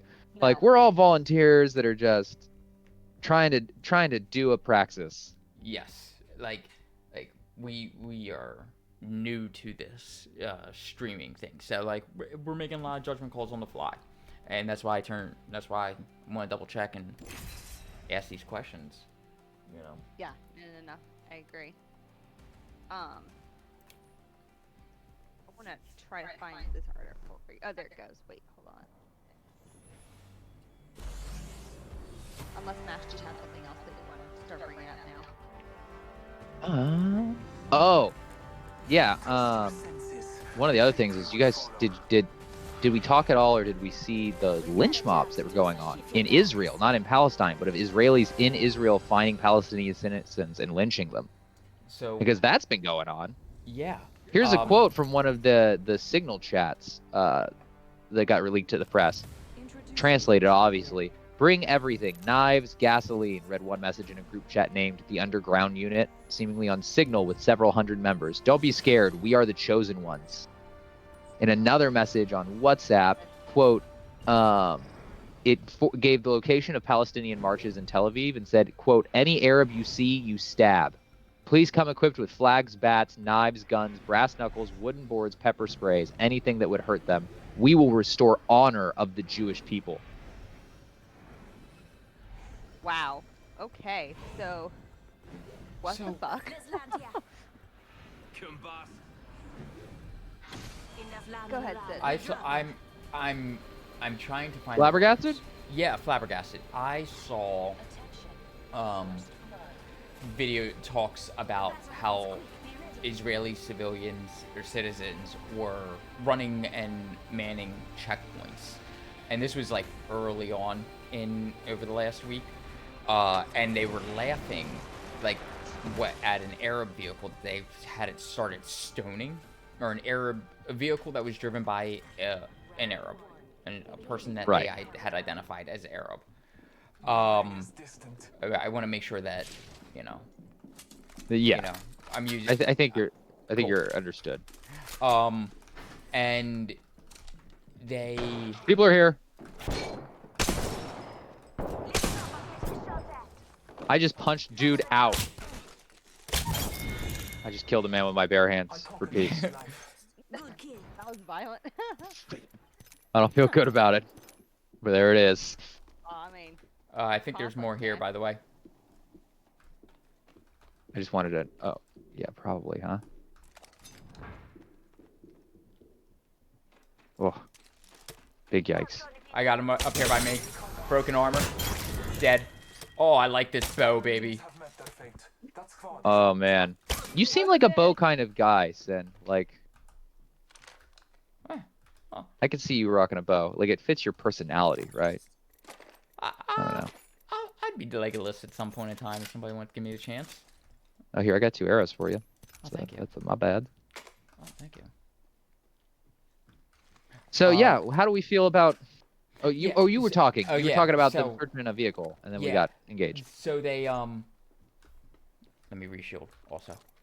They started stoning this vehicle. Vehicle took off, and it fucking almost like Die Hard jumped like one of those traffic circles, and it fucked itself up. And you could tell these drivers were fucking terrified, and it just made me think. I'm just gonna say, like, how absolute- afraid. Like, that's a soccer mom driving home through a lynch mob, what is forming to be a lynch mob. Into a lynch mob. And then Ugh. minutes later, after seeing that video, seeing the live televised lynching of a man, where they beat him, like this crowd senselessly beat this person. You can't see everything that's happening because he's completely surrounded, and then the crowd disperses and he's just laying there unconscious, dead.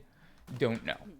You can't tell in the video, but he is not moving after an extended period of time surrounded by this crowd, and there is one man still beating him with a Israeli flag, literally beating him with a flag on a flagpole. And then, so like this goes around as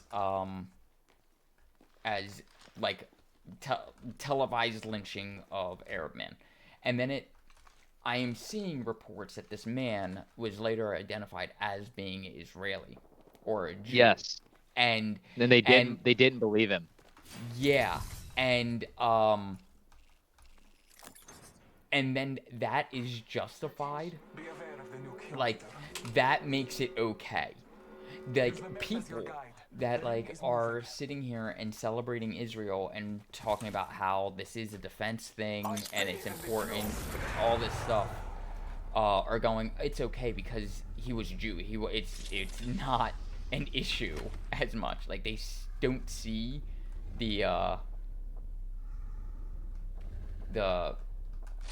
Just how issue with it being messed up that is. Yeah, like it's mind blowing to me.